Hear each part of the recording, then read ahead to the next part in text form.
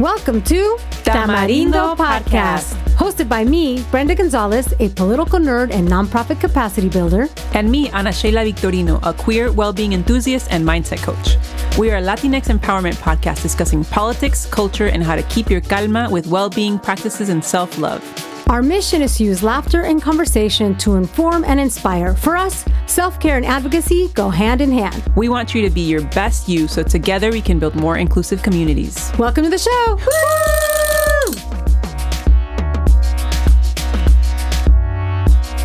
Welcome to Tamarindo. We're back with some poets. Ana Sheila, how are you? What's up, y'all? Estoy muy bien. I'm visiting my family. Really happy about that. I haven't seen them in a minute, so it's really nice. Especially I have two sobrinitas and they're so little, and I feel like when you don't see them for a few months, you feel like you're missing a year because they're developing and growing so fast. So it's been really cute to be with my family. But getting to the show, today our guest is Danyeli. Oh, let me go. Okay. But getting to the show, today our guest is Danyeli Rodriguez Del Orbe. She is a poet, spoken word artist, and cultural expression activist from the Dominican Republic, raised in the Bronx. In her writing, she explores womanhood, gender, love, and migration. Honestly, y'all, this is one of the most beautiful conversations I've had the opportunity to have, and I'm excited for y'all to listen. But I want to kick it off by acknowledging that May is Mental Health Awareness Month. It's something we talk about in the episode, and I want to start off by asking you, Brenda, what does being well mean to you? What does that look like today? Yeah, no, thanks for asking. And of course, we've acknowledged that May is Mental Health Month, and been observing, or I guess listening to a lot of podcasts around this topic. And something that stuck out for me right now, a series that's really, really great, is Death, Sex, and Money is doing a whole series on mental health. And they're interesting because it's a podcast, but they're doing a live call-in. So people are calling in and they're having therapists and psychotherapists and people in this space respond. And from there, I something that really stuck out for me is that when you're well, we're all going to have our ups and downs. We're going to have feelings. Then we're not always going to be super happy, right? And it's really right. Being well is being able to manage those ups and downs and how to cope with them in healthy ways. So that's what being well is. That struck me as like, okay, yeah, sometimes I feel down. Sometimes I have what feels like imposter syndrome. Sometimes I'm not all the way my happy self. And it's really just how I cope with that I notice that in me, and that I'm not doing things like drowning it in alcohol, or doing behaviors that are not healthy. So that's how that definition resonated with me. And so that's how I feel well, is that I can acknowledge when I'm not feeling well and can navigate and manage that and cope with it in healthy ways. How about you, Ana Sheila? Well, Brenda, that is exactly very close to the definition that I have come up for myself. So it sounds like a lot of folks, or maybe I got it from just listening to different places or just from experience. So it sounds like, yeah, I mean, very similar. The way that I would describe it is knowing what brings you back to a place of peace and equilibrium, and having the resources and tools to get there. And that is easier said than done. And that requires a lot of work. It requires having the financial access to resources, having the access from doing the work to get access to those tools and resources.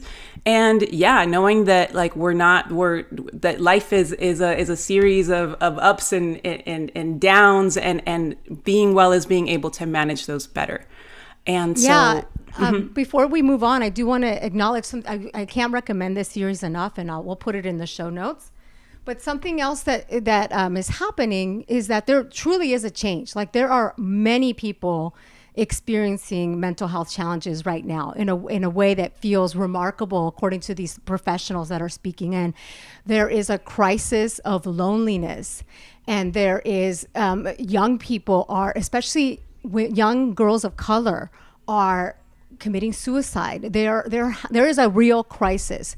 So at the same time as we've described what it means to be well, I love that we're also taking the time to talk about some of the challenges that continue to be pervasive in this space, especially access. So the most recent episode in this series really talked about how, like, even when folks want to access the resources and want to be well and can recognize in themselves that they need that additional support, insurance is a huge issue. There was I just listening in. I'm here at my parents' house, and they watch a lot of TV, and it's always very loud. So from 5 rooms away, there was a report today again because it's Mental Health Month. They were talking about this news segment about one of the challenges that there's so many people here in California, in Orange County, Southern California, that need that support in Spanish, and it just doesn't exist.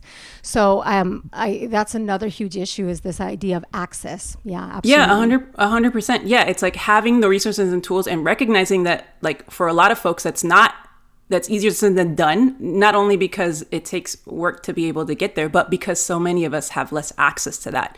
And if you even focus on Black and brown and queer people, and just folks that we already have a higher stress level than people that are not those identities, right? We're already coming in with so much more that we have to overcome to even be well or be able to access resources. 100%. Yeah, and 100% we've also noticed that. So I have a workplace wellness business, and one of the things we've noticed in some of the meetings that we have is that a lot of folks, more than getting, a lot of the coaching that we were providing and these resources, a lot of folks are actually just really grateful even to be in community with other folks and sharing this in community. So people are looking for community, and it really connects with this epidemic of loneliness. So I wanted to echo that, because we're seeing it in the work that we're doing with my small business. What is the name of your company, Ana Sheila? Tell us a little bit more about it. Yeah, my company is called Bask in Being. And it's actually, so to like bask and be, basically. And it's cute because actually Bask are the initials of the original 3 founders. So which includes you. Includes me, and AS is Ana Sheila. So that's the Bask in it. So I wanted to do a quick little exercise in honor of Mental Health Awareness Month, and also because, we like to include calma as much as we can. So there are moments where we might feel, out of balance, not in a state of peace.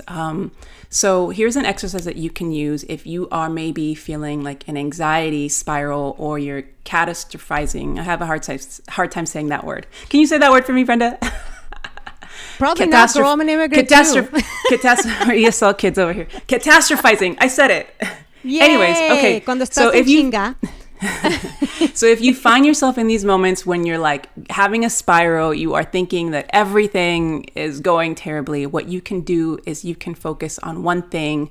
So for example, let's say you're in a room. You can look at everything that's around you in the room, and just make observations, like the wall is white, there is a cup, there is a chair. And so just making those observations gets you back to just a state of calm. So that's one thing you can do. Another thing that you can do is journal. Y'all know I'm a big journaling fiend, but journaling freak. Yeah, get that journal out. Yes, absolutely.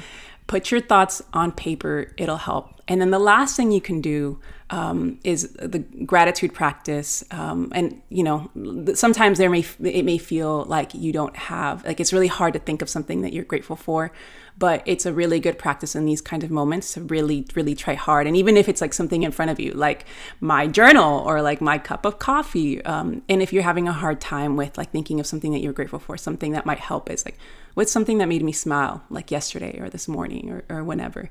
So count your matracas, girls. Everybody, girls and boys and folks, listeners, count your matracas. I will say too, Ana Sheila, as you're describing this, many, many years ago when we first became connected, and you were with Bask in Being, and you were doing these like I forget your official name of it, but it was basically like a stress reduction boot camp. It's my way of describing it.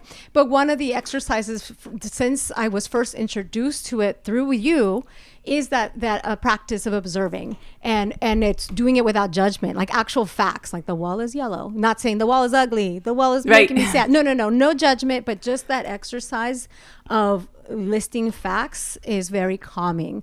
So I am testament that these things work. She's a testament, y'all. Yeah. So we hope that's helpful for y'all. Well, great. Thank you for that really helpful pause and moment to reflect on mental health. You all know that's important to us. And now I'm really, really excited to get to our guest, Danyeli Rodriguez Del Orbe.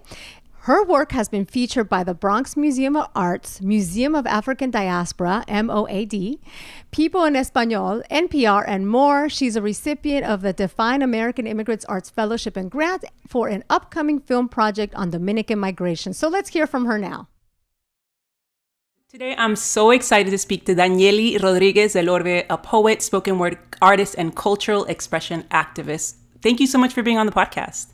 Thank you so much for having me. So I want to start with your self-description because I love the term cultural expression activist. I had never read that before. So tell me, what does that mean and how do you embody that through your work? It has two meanings for me, right? There's cultural expression activism, which is the art of defending the power, right, to be creative within social movement, right? And defending the ability to create narratives that are against the status quo, wherever that status quo may be. And then there's cultural expression activism by having your body of work embody social justice and having it have some kind of tie to whatever is happening in our society, whether that is immigration, police brutality, anything that ties into the betterment of our society. I think it's, and doing it in a way that is expressive, whether that be poetry, music, art, and having that be the center of your work is what I call cultural expression activism. That's beautiful. I love that. And I think words are so powerful and how we use them are so powerful. So I loved reading that. And I really appreciated your how you define it. Okay. So, I mean, one of the things I love about writers and poets is like when I get to encounter your words, your work, I'm always just struck back by the power of the word. And I was looking through some of the things that you've written and I saw this and I'm just going to read it out loud. I'm an anthology of all the Dominican women they warned you about. Get on your knees and thank them. And I was just like, whew, that is, I was shook. So I would love to hear from your words, what does it mean to be an anthology of all the Dominican women? And what does it mean to get on your knees and thank them? So that quote came from having encountered the way that Dominican women are viewed in New York City. At the time, I was in New York. I grew up in the Bronx, but I was born in the DR and migrated when I was a kid. And I realized that in other cultures, Dominican women have this stigma of being wild, of being extremely jealous, but really of being the kind of women that don't take shit, right? I believe my friend Lorraine, who's also a writer, has this saying. She says, not a lot of people can take the fact that Dominican women somos leona. Mm-hmm. And for me, it's like, it's that same vibe of like Dominican women. And the reason as to why we become that, right, varies. And obviously there's a lot of trauma, but this ability to not take shit, right? And to be able to fight back against so much, especially the patriarchy. I think Dominican women really challenge the way that we learn to view Latinas, right? And this idea that Latinas are the kind of women, and again, stereotypes, that are the kind of women that are always at home, that take care of their men. And especially in Black spaces, there's always this expectation that Latinas are quote unquote more submissive. And it's just simply not true. Whoever encounters the Dominican women knows that Dominican women stand up for themselves. They speak very loudly. They walk into a room and demand respect. And I also grew up in a matriarch, and I grew up with a group of women who supported each other in raising their kids, who, por cosas de la vida, became single women, single mothers, and really created a circle of support for each other. And I'll give you an example. Growing up, my mom and my aunt lived in the same building. So we all migrated and we lived in the same building. And whenever my mom was at work, I was at my aunt's house and my aunts were cooking for me and taking care of me. And whenever my mom was around, earlier, before I had migrated, it was my mom's turn. So my aunt would work 100 jobs and my cousins would be home alone and my mom would be raising them while my aunt went out to work. And that's how I grew up. I grew up in a family of 6 daughters, and a grandmother who also became a single woman when my grandfather passed. So then to hear all that stigma about, you know, Dominican women and how we're just so hard to deal with and so hard to handle, it was just like, I am an anthology of all the Dominican women who raised me. And get on your knees and thank them, because we are the ones that are like upholding these households on our own, that are the breadwinners. Dominican women statistically also migrate at a higher percentage than Dominican men. And most of them are single parent households. So it was compiling all of that history, my upbringing, and then being out in the dating world and saying, like, actually get on your knees and thank them. There's nothing to apologize for, right? The Dominican that raised me in a way for me to embody all that they are, but also in the kind of generation that knows what to let go of. I love that part. Also, what to let go of. Yes. Always something to let go of. Yes. No, but that's so beautiful and that's so powerful. And yeah, like I think that a lot of us share that experience. And I'm Mexican, but in a similar way, also feel like I've been raised by women my whole life, and I've seen the power of women, and I've seen women be the breadwinners. Like, I migrated because my mom got an opportunity to come to the US. She's who brought the family. We came with my dad, but it was my mom who like brought us, you know? For sure. So, and it's a history that's very shared. I think we do not give women enough credit. And I think that we also learn to romanticize the hard life that women end up having, because, you know, the patriarchy has it that they are supposed to hold everything at once, right? So like even these days, you know, I question a lot whether we actually respect mothers, and whether we give moms who are raising their kids on their own enough credit and also enough support, and whether we give just pregnant women overall the credit that they deserve for putting their body through a pregnancy, and the implications and the, you know, the health issues that can come from a pregnancy. So, you know, it's something that is evolving for me, but I definitely give all the props to the Dominican women that raised me, to my mom, my tia, my grandma, my godmother, all of them, my cousins, all of them. It's so beautiful. They are you and you are them, no? For sure. Yeah, beautiful. So both me and my co-host, we both are Mexican immigrants. You're an immigrant, so I want to talk a little bit about immigration and borders. And again, another line, or not, other words that I read from you that really struck me were, and I'll read them again. They don't tell you that about borders, how they break you in half until you're never enough for either side. And I want to stop for a second so y'all can feel that, because so many of our listeners are, if they're not immigrants, they're also children of immigrants. And I read that and I was like, wow, that really captures so much of the real pain we experience as folks between borders who've been affected by borders. And that pain obviously varies depending on our status and our immigration story. And so it's obviously varying degrees of painful, pero for all of us, like that, you know, I think a lot of us can resonate with that. So can you tell me a little bit about what those words mean to you today, and what is your relationship with borders? Was holding finished. Salud. Oh, we can edit that out. Yeah, of course. I was waiting.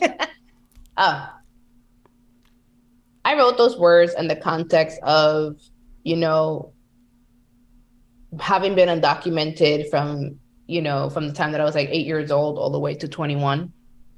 And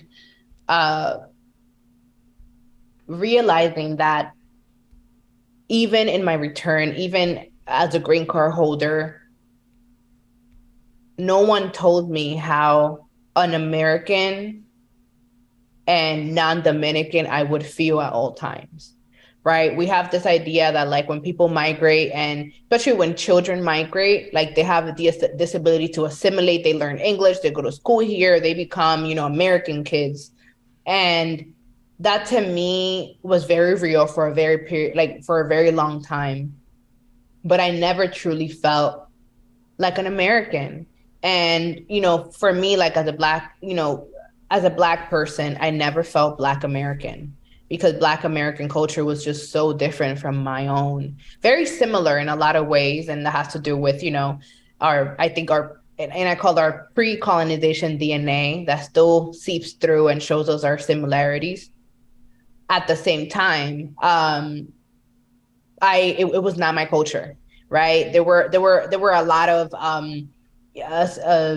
social stuff that and I'll say like mainstream stuff that will go over my head. I still go to parties and they're throwback parties and I don't know the R&B song, I don't know the rap songs from like the early 2000s. So there's a feeling of discomfort and like facing that like, I always say I was either too young or too immigrant.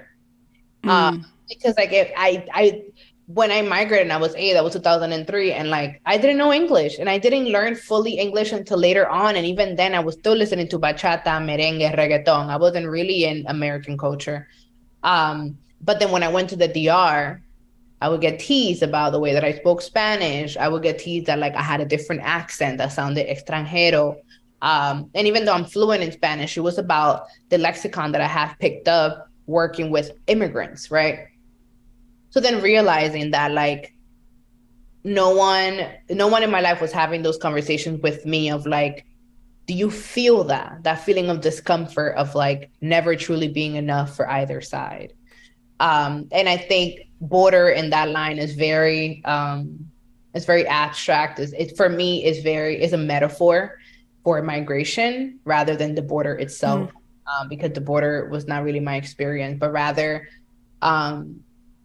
that feeling of like never truly being enough. And the imagery, right, of like a border splits something in half and then you're never truly complete. One part of you stays on one side and the other part stays on the other.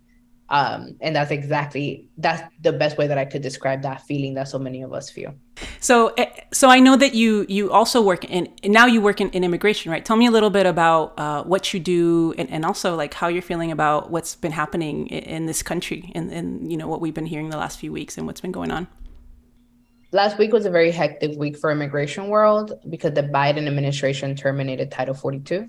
Which is a policy that came about during the pandemic. It was a Trump policy, Trump administration policy. And it was basically a policy that claimed that because of public health during the pandemic, we couldn't allow people to come in to go through their process of asylum. In the past, the way that the asylum process was that you would present yourself at the border or to a CBP agent, Border Patrol agent, and you would tell them, I want to apply for asylum. This is my story. They would take notes, and then you would essentially enter the asylum seeking system, and you would be admitted into the U.S. to be able to fight your case. The Title 42 policy basically said that you're not able to enter the U.S. if you're applying for asylum. So it led to hundreds of people being stranded on the Mexico side of the border with nowhere to go until they heard from, an immigration judge or someone that could get to them, even though at the moment, the process to apply for asylum was so incredibly complicated. So then ended up creating havoc on the other side of the border where people are camping out and, forced to stay there until they're able to present their case, until they're able to get some kind of, pathway to asylum. What the Biden administration did in terminating Title 42 was that they didn't just end Title 42 and go back to normal, but they also wrote and exercised a more restrictive policy. And it's technically an asylum ban. And what they did was that they required people that were seeking asylum that went through different countries they're requiring people that are going through different countries to get to the U.S.-Mexico border to apply for asylum in those countries first before they come to before they show up to U.S.-Mexico border. And the other part is that if someone is removed from the U.S. and they try to re-enter once they apply for asylum in the U.S., they are barred for 5 years or more. And this is an issue because, especially at Black immigrants, and I'll speak specifically for Black immigrants because we hear so much about non-Black immigrants in the news.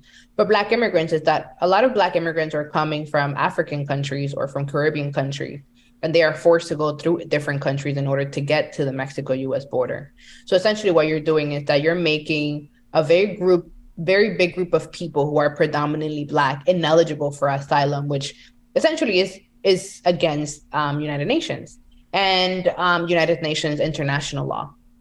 So it has been agreed upon that asylum is a human right. Right. And the US is going against the kind of work that it does abroad, which is like, protecting the pathway to asylum in other countries. So what ends up happening is that, Black immigrants who are fleeing for their lives. And when I say fleeing, I really mean imagine the most traumatic, horrible stories that you can possibly imagine, because that's the reality of a lot of these people. Going through different countries because they needed to get out of their own countries with the fastest visa, with the fastest way to get out. You just buy a ticket anywhere. So that you can get to a country where like you can actually apply for asylum and has an asylum system that is quote unquote made to be unbiased. A lot of these people are unable to apply for asylum in other countries like Mexico and Salvador and Honduras. A lot of those countries are extremely anti-Black, and they are not welcoming Black immigrants the way that we think they are. Right. Even within Mexico, Black immigrants are arriving to get to US-Mexico border, and they're facing extreme violence. Drug cartels are killing people who are trying to cross. They are kidnapping people, thinking they have ties to other places. So there's a lot of violence going on right now at the border because of these policy and these sanctions that the US has passed, and that has created this very big influx of people who are literally just have begun to settle down there waiting for their turn. A lot of these people obviously do not speak English, or they don't understand the asylum process overall, and they're not getting any assistance. It's not like the US government is saying, hey, this is a new policy. This is what you're going to need to do from now on. We're having these people, walk you through the process. It's just like policies are changing and these people have no idea. Right. There were a lot of organizations that went down to the border last week, and that's what they saw in speaking to people. A lot of them do not even understand the process. And if that wasn't anti-Black enough, the US created this app where like people could apply for asylum and like, submit their cases, and you need to kind of do a face scan and things like that. These apps are made with artificial intelligence that do not recognize Black faces. So Black immigrants are trying to apply for asylum and trying to get access to these apps, and the apps are not even working for them. So there's a lot going on that the US government is trying to escape or trying to hide from the public eye. That is actually the reality of a lot of these people. So there's a crisis happening at the US-Mexico border in the way that we haven't seen in a very long time. And the US government is passing policies that don't take human beings into consideration, and instead just create more harm than good for not only the people in Texas who are like on the other side of the border, or from some of these other border states, but also for the people on the other side. This desperation and poverty and suffering that's happening is very much real. And, there's just a lot of human rights violations going on from the US government, along with, the Mexican government. Yeah. Thank you. I mean, it's heartbreaking. It's infuriating. And I appreciate you taking some time to shed light on for folks that don't know the intimate details of what's been going on, because we need to know. And I want to know, like, what is it that folks can do? Because I think if after hearing this you don't feel called to take action, I don't know.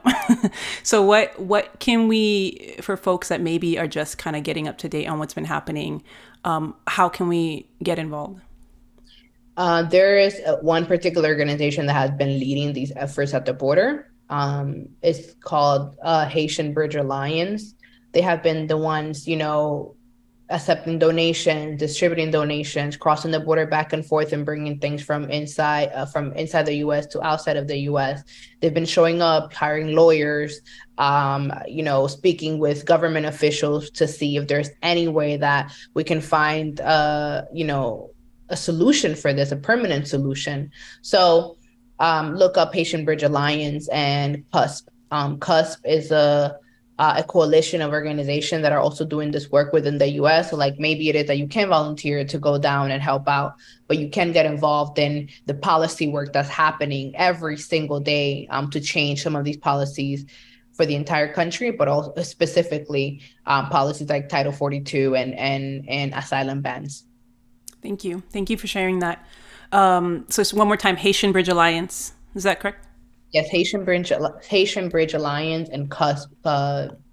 And CUSP is Communities United for Status and Protection. Wonderful. Okay, and we'll make sure to include the links for that in our notes for everybody listening.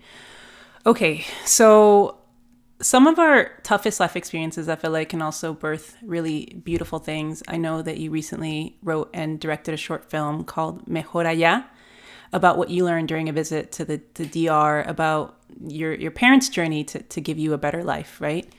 Can you tell us a little bit about what that experience was like, how the story was born? Was it autobiographical? Cuéntanos. Yes, Mejor Allá is definitely autobiographical. It tells the story of my mom and my dad, who loved each other very, very much before I was born. And when I was born, they separated. And a lot of their separation had to do with this dream that my dad had to migrate and to leave the country to come to the US, where a lot of his siblings were already at. But it really speaks to the generation of my parents and Dominicans that at the time in the 90s, the 80s and the 90s, which saw the biggest Dominican, the largest Dominican migration, the generation that they come from, where migration was seen as the end all be all, that was the future, that was what needed to be done in order to progress. And the story of how it was essentially that dream to do better that led them to go their separate ways, because both of them were dreaming about better in a very different way. And they were dreaming up a future for me that was not aligned with each other. And that explains how my dad came first and then my mom left later. And also the pain that was there, right? Of having a partner who decided to leave regardless of what family he had, and of a woman who said, well, leave and I'll figure it out. And her alternative ended up being migration too. My parent, it was a very interesting process because my parents do not get along and they both told their stories separately. And when the film was released, that was the first time that each of them was hearing each other's version. And I think that brought up a lot for both of them, but especially for my mom. She was like, why were you? And I'm like, Mom, like learning to, as their daughter, right? Learning to see that they both have a different narrative to what happened, but both of their narratives centered me. And I think that's something that so many immigrant parents go through, right? Like that their kid goes first. And in their own ways, their dreams were aligned because, there's a line in the film that's very close to, I am not the dream for my parents. I was the inspiration for it. So like I was not their dream. The dream was migration, but I was the inspiration for that migration. So I just met my parents at their youth and where they were at and try to figure out how to tell their story in a way that spoke about the elephant in the room, which was what do we give up when we decide to dream beyond. And dream beyond can be a metaphor, or it can be very literal. Dream beyond your country, right?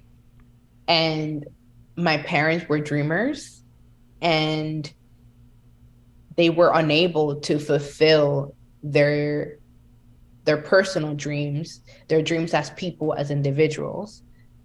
But now I get to go back and forth to the DR. I get to work in the US, go back and move for 3 months, which is what I did, and become that dream. And it's not something that I asked for. That's another conversation, right? It's not something that I envision taking on, but it's just the way it is. And Mejor Allá, right? The name of the film. What is Allá, right? And I guess you have to watch it. What is Allá, right? Yeah. Mejor Allá. There's something that my dad says towards the end. He says, with the experience I have now and with everything that I know, if you ask me, would I do it again? The answer will be no. And that's something that I think a lot of our immigrant parents don't really want to say out loud, because this country for them has given them so much. It has given their kids the ability to do so much.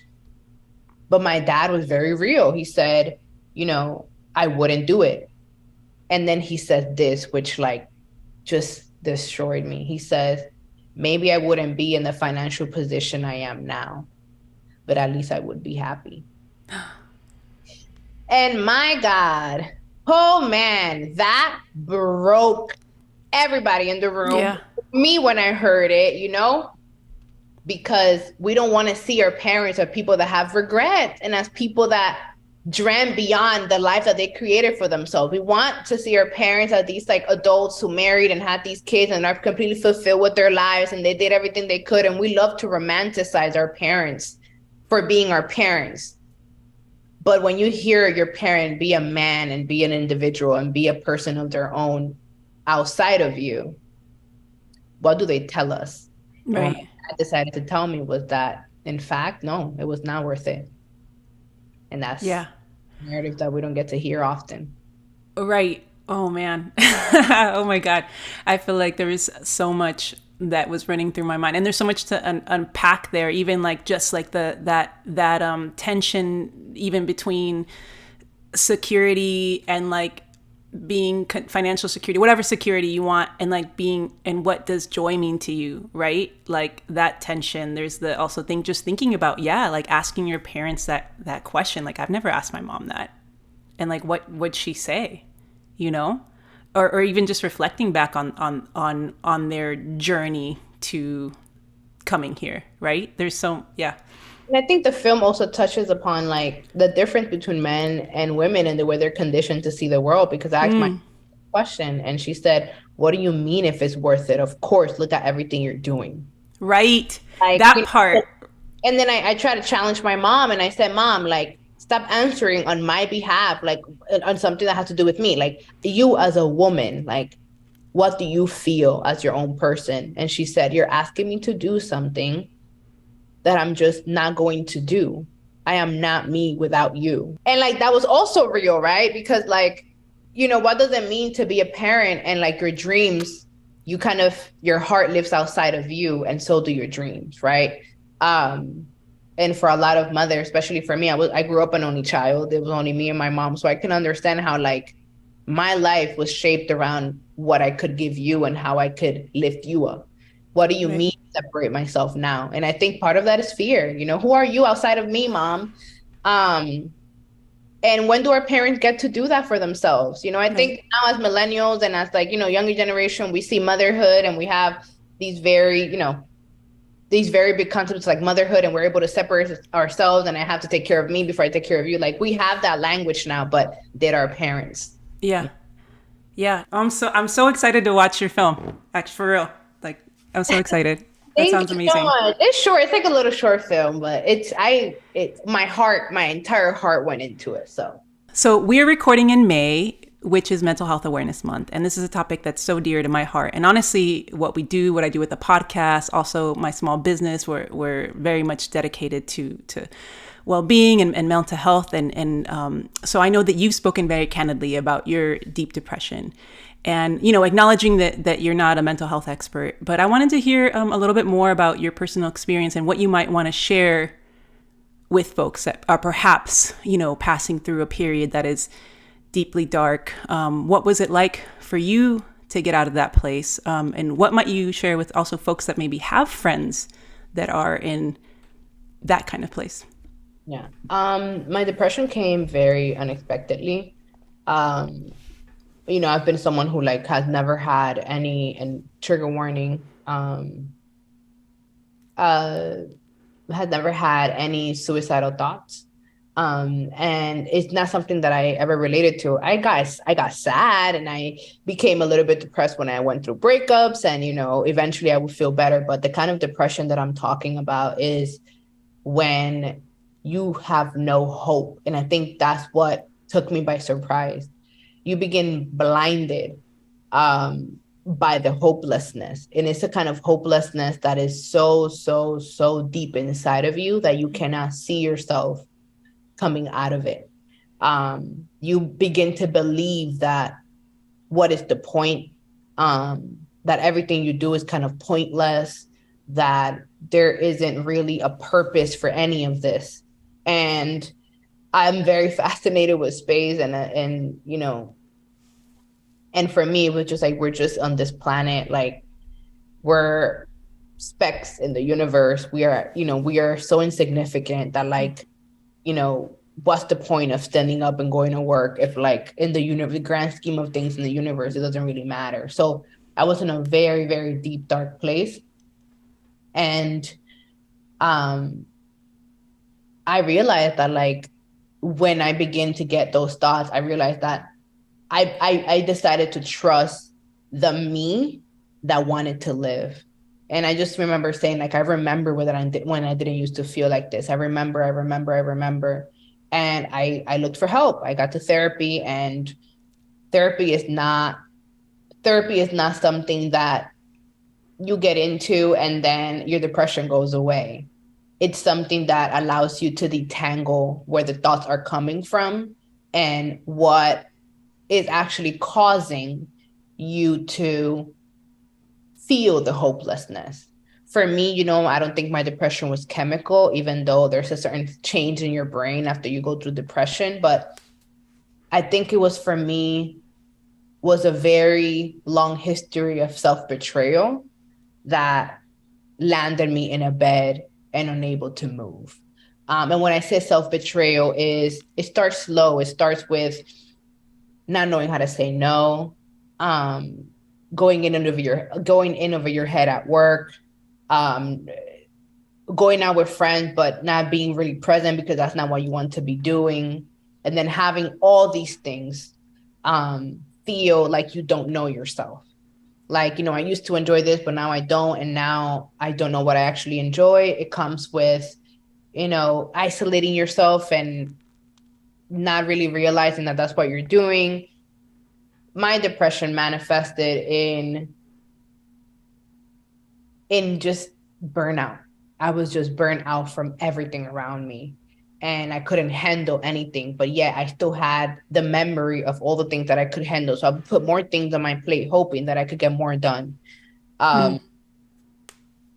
On the aftermath of that, I've come to realize that I've come to really, really, really, really respect people that have dealt with a lifetime of depression. I've learned to really respect what it means when someone tells me that they're not doing well, that they want to be alone, that, I've began to really understand how fragile we all are and how complicated it is to feel like you don't want to let your people down, but you also don't want to be here anymore. Something that my therapist said was, Danyeli, I don't think you want to die. I think what you want is the pain to stop. And that was very real. Now, I think that the most advice I can give people who have people in their lives who are suffering from depression is to show up in whatever way they need you to. Not in the way you want to show up, not in forcing them out of the house, not in telling them we'll come out. It's ask them, how do you need me to show up for you? And when you are truly worried about someone's well-being, be in company with them, be alone with them. And that means like if you are in company with them, they might be in the other room and you might be in the living room and you're not asking them to engage with you. You're just there so that they know that there is somebody there. And meet people where they're at. Sometimes, you know, people need rest. Sometimes people need an intervention. Sometimes people are abusing drugs and alcohol and they need to know that that's what they're doing. And I also am a big believer that sometimes people need to hit rock bottom to truly understand whether they want to keep going or whether they should discuss with someone why they don't want to keep going, right? And yeah, I guess I went off tangent. I don't know much to say, but I think this is my first time speaking about my depression publicly. And the only thing I can say is that after my depression, I began to know me in a way that I never knew before. Because for a long time, I didn't feel like I was capable of going through as much pain as people who in my life who like actually suffer from depression. And then when it happened to me, it gave me a really big understanding on why the everyday decisions of how you take care of your life actually add up long term, and how a lot of life is creating patterns for yourself so that when you're triggered or whether something comes up, you know how to show up for yourself, even when you don't believe that showing up for yourself is going to make a difference. I think that was my biggest thing. Showing up for myself on days when I don't want to, just because I know that I want to live and I want to be here. And on days that I don't want to be, knowing that that feeling's going to pass. Even if I don't believe it. It helped me a lot to have someone, my therapist, to have her by me and to trust somebody else, that in the times that I didn't trust the own voices in my head, I trusted that my therapist was someone who was certified and who had a degree in mental, mental health, to tell me like, you are validating what you feel, this is gonna pass, right? And I'm like, there were times that I chose to believe her even when I didn't believe in myself. So yeah, I think that's all. Show up for the people in your life and not just show up and send them a text saying, hey, you good? But like, show up to have vulnerable conversations, because most time that feeling of disconnection comes from the inability of most people to have vulnerable conversations, to really engage with people in a way that's authentic and, you know, shows that shit, like we all struggle. And prioritize the people that bring you joy. Yeah. There's a poem, and I won't say it verbatim because I can't even remember the author right now, but there's a poem by probably a Black poet that says, you know, take note of where you feel your best. What brings you joy? What makes you happy? Who are you around? What are you listening to? Where are you? What's surrounding you? And then repeat. So whenever you feel that spark of joy, when you're out with your friends or where you're with certain people or where you're in a hike and you feel that sense of peace, and take note of that and then do it again and again when you need to. And that's it. I've been speaking a long time. No, thank you. And I, you know, coming back to vulnerability, I want to thank you so much for being so vulnerable and open with me and our audience. And I think that whether you've been in a very deep, dark place where you've had suicidal thoughts, or where you've just been in a dark place, maybe not all the way there, I think that what you shared, like I actually wish I was like taking notes, because I think that so much of what you shared will be helpful to so many people. And I think that a lot of what you shared, I can think of like how things that I did too when I've been in my deep, dark places, and like what helped me get out of them. And it's a lot of what you shared. So I want to thank you for your vulnerability and your openness in sharing that, because I think it'll really resonate with a lot of folks and it'll be really helpful to a lot of folks that are listening. So thank you. Thank you for having me. Okay, so I want to end the way we usually like to end our interviews, is we like to ask folks to share a matraca, basura, and calma. So I'd love to know what you are loving right now, what you want to give a shout out to. Right now, I am loving spring, my backyard, the ability to plant stuff, the ability to see things grow. I grew up in New York City, where seasons were only happening in Central Park because the rest of the city was just buildings. So it's been very good to me to be in a new home with just nature around me and the ability to go out in my backyard and read a book. That's what I'm loving. Basura?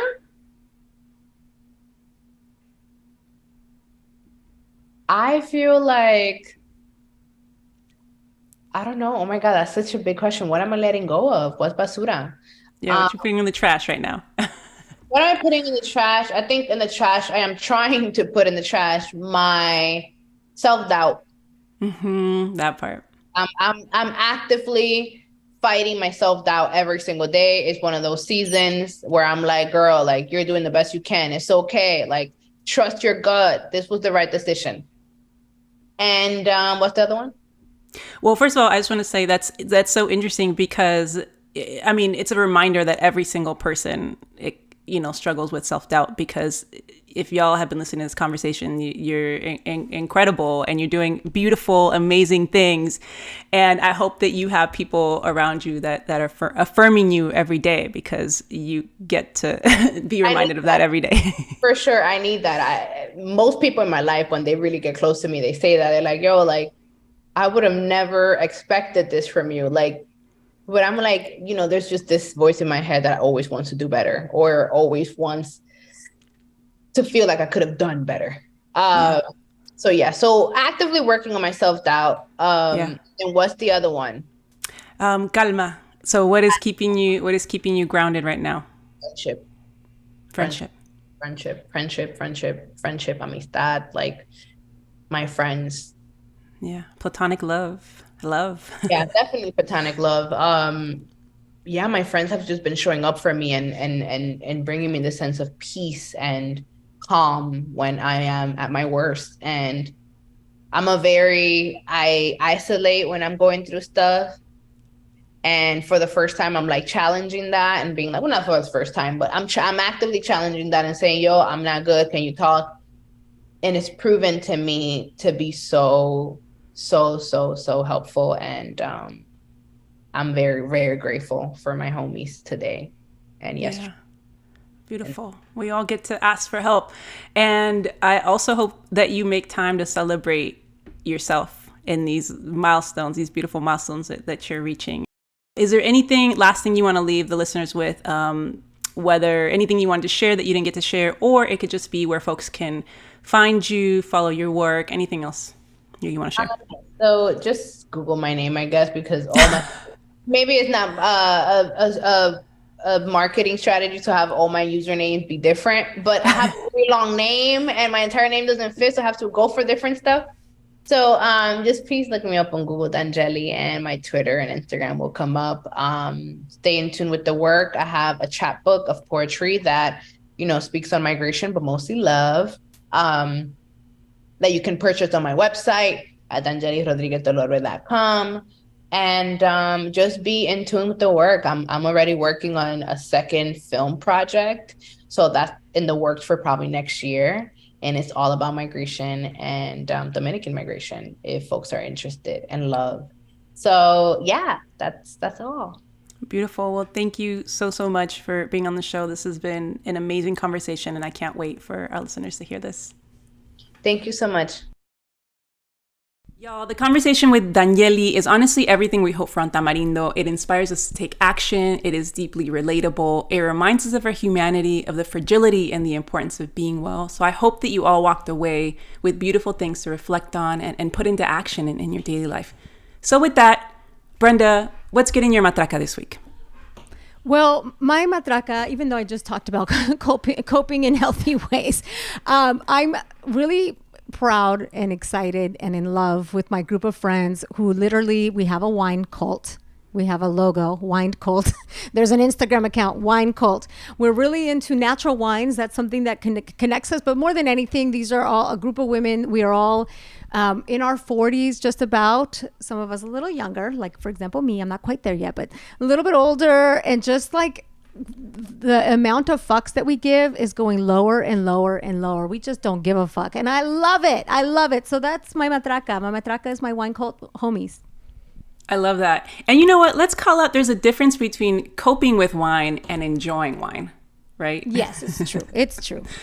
But my matraca is similar. My matraca is new friends and platonic love.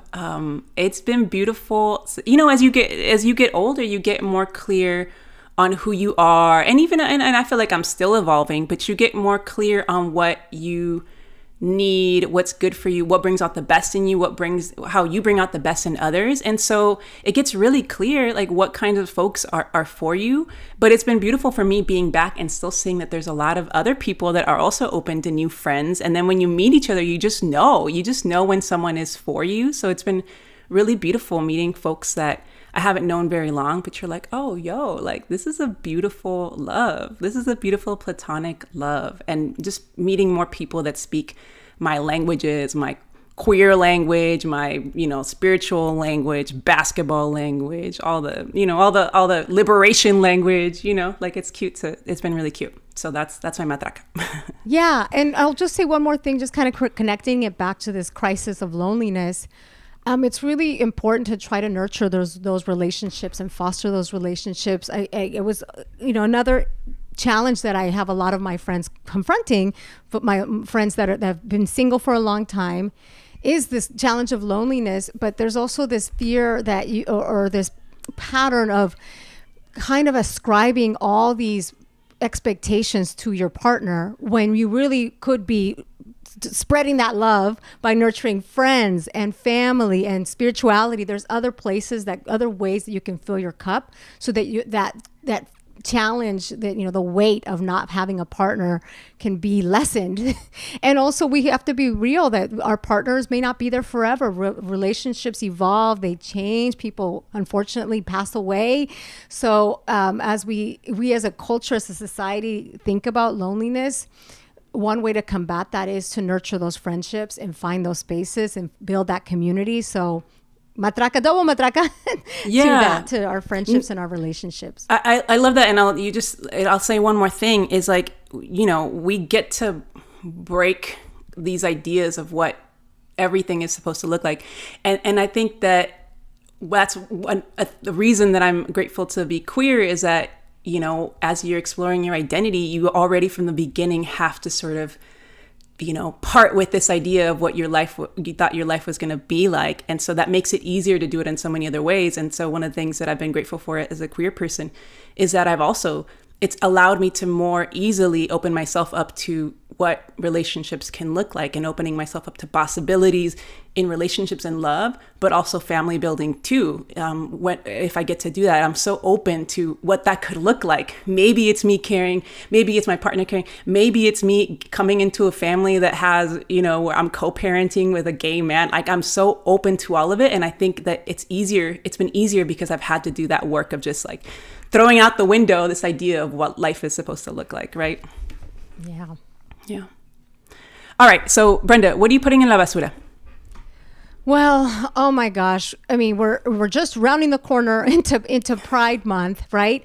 And when my friendships with folks that are queer, my relationship with you, Anna Sheila, my other many deep friendships and people in my family has really shown me how vulnerable people that are queer or that are away from this like quote unquote typical notions that society pushes on us, fragile and how important it is to build community and to feel acceptance, right? I am learning and accepting and knowing just how critical this stuff is.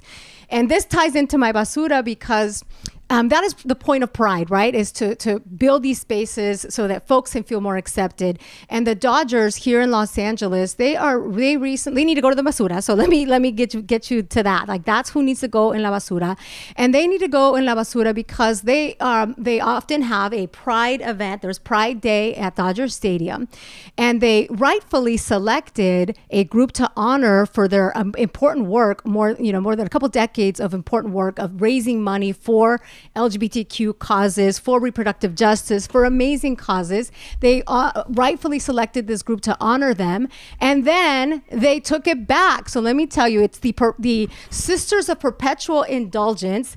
This is a wonderful group of people that I've had the pleasure of seeing out in the community. Specifically, there was a fundraiser a few years ago, and they did queer loteria at Precinct in downtown LA, but they're an institution. They've been around forever, and they very much deserve this honor of being recognized. But the way that they present, they're in drag and they're nuns. And so some folks from outside of California pressure the Dodgers to kick them out of this recognition. They clutch their Catholic pearls at this when they're not clutching their Catholic pearls at so much more worse and horrible things, actual damage to human beings. So it's just repulsive and disgusting that the Dodgers don't have a backbone to stick to their conviction. And I'm putting them in la basura, but so is everybody else. We are dragging the shit out of them. And so many people have decided to no longer be part of Pride Day at Dodger Stadium because of this disgusting decision to take away the honor that they first bestowed. So anyways, we have an article in the show notes so you can read a little bit more about this basura, but the Dodgers go en la basura. Hey, Tamarindo amiguis, Brenda here, interrupting myself to let you know that since the recording of this episode, the Dodgers have apologized to the Sisters of Perpetual Indulgence. They walked back their terrible choice to uninvite them in the first place, and the sisters have graciously accepted the Dodger apology. And I think what it took is so many organizations standing with the sisters and properly scolding the Dodgers. And I'm very glad that the Dodgers have walked back their terrible decision to uninvite them in the first place. Yeah. What about you, Ana Sheila? ¿Qué va en la basura for you?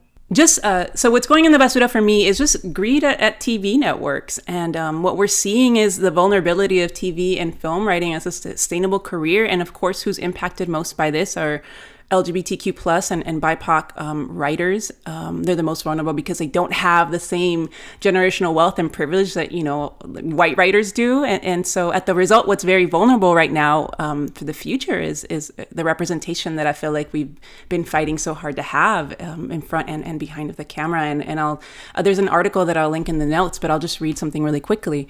The shift in streaming has led to the proliferation of mini rooms, smaller writer rooms that marginalize writers, that have shut them out of opportunities and limit pathways to higher paying jobs. And so according to the WGA, the share of writers working at minimum pay is up from 33% a decade ago, nearly to half today, as the median pay for writer producers has fallen by 23% when it's adjusted for inflation. So I'm really scared. As y'all know, there's a strike happening right now, and I'm scared about what this means for representation, what it means for all the folks in our communities that are writers today. Yeah, how are you feeling about this, Brenda? Yeah, I mean, this is not our lane, but we can happily give you all resources. But we've had the great pleasure of speaking to a lot of writers that are queer, that are people of color, and we appreciate and honor their work. But this is also just about workers, right? We care about workers' rights, and we definitely support their right to protest. And it's exciting to see what's happening right now because now the actors are getting together.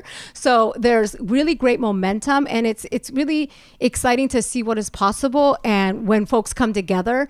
So I am hopeful. I think you've reached elevated understood some of the reasons and the importance and why that why it's a bummer, that why things need to change. But I also want to say that I'm very hopeful, right? That I'm seeing a lot of hope in the unity and folks being vocal and getting these issues out. And for those of us that are not in the industry to be able to be sympathetic and to also uplift and support this, because it really is about the stories that we get to see, and stories we know change culture.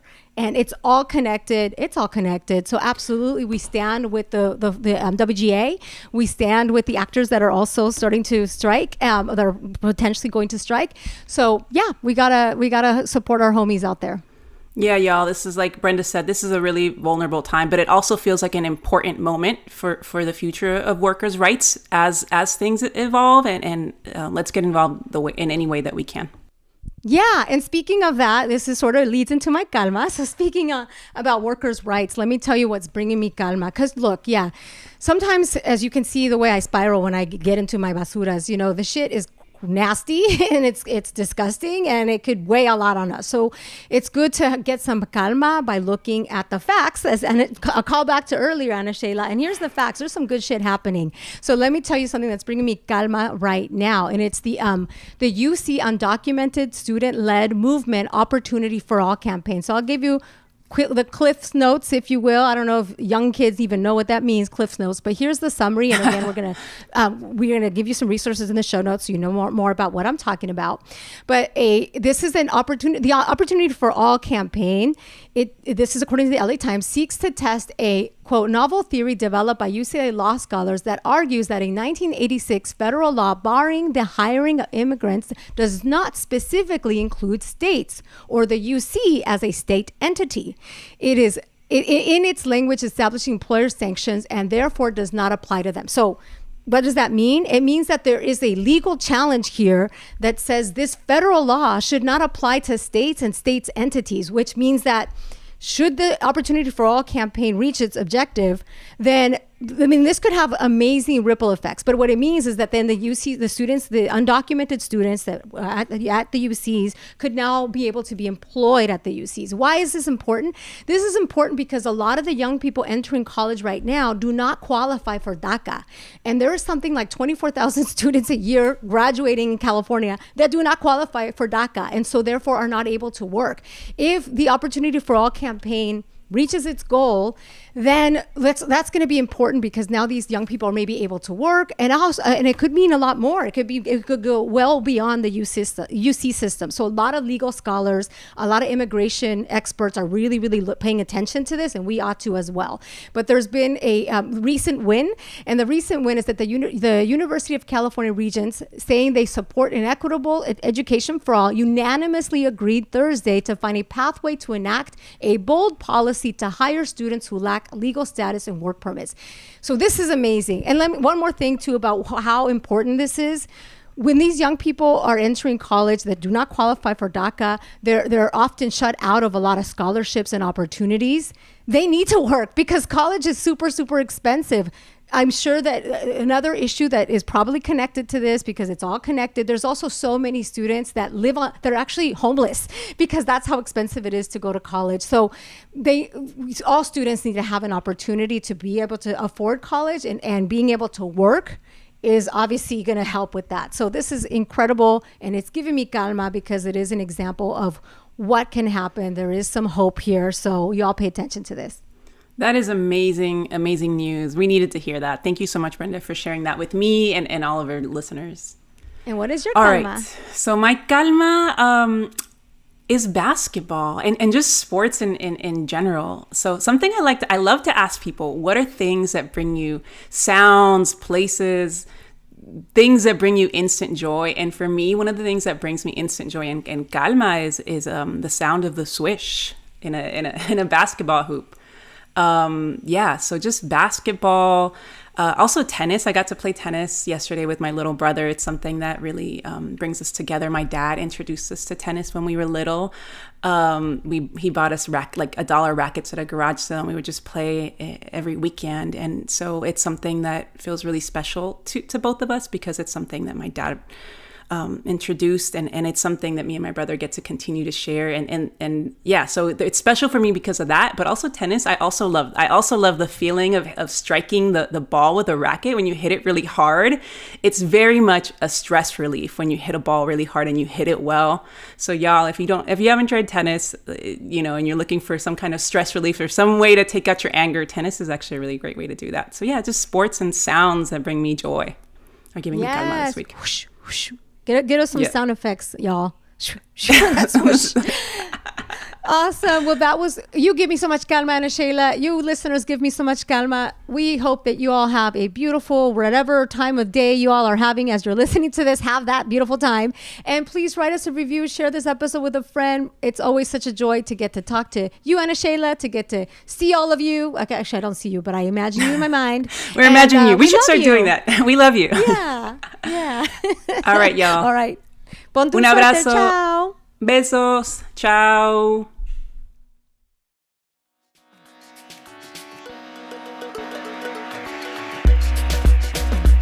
Tamarindo Podcast is Brenda Gonzalez and Ana Sheila Victorino, with production support from Josie Melendez and Augusto Martinez Delgado of Sonoro Media. Our theme song is by Jeff Ricards. If you like our show, please rate and review Tamarindo Podcast or share an episode with a friend.